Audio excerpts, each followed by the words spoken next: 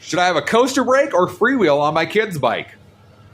So I would say the vast majority of kids' bikes out there are going to have a coaster brake on them. The coaster brake's where you're pretty much your pedal brake. Where you pedal backwards, the brake activates.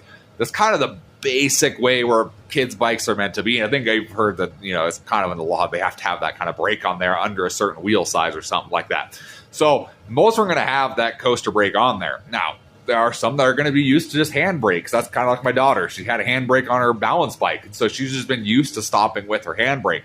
So when she got on her 20-inch bike out here and started to ride her 20-inch bike, she never used the coaster brake. She would just use her hand brake all the time. And honestly, not being able to pedal backwards drove her nuts. And her race BMX bike just has a hand brake, no coaster brake. So she's kind of used to that bike up there. So we actually were able to find a used freewheel brake, freewheel rear wheel, I guess you could say, and swap that onto her bike. That way she has a freewheel on the back and just use the hand brake.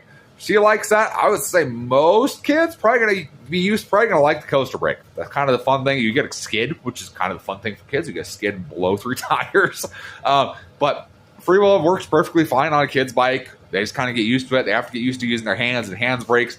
You have to adjust the lever so it's way closer to the bar so they can actually reach the brakes. There's a little bit more adjustment to it, but those are your two style of brakes you'll see. I would say most kids' bikes, most kids out there are going to start with the coaster brake and move up to hand brakes from there.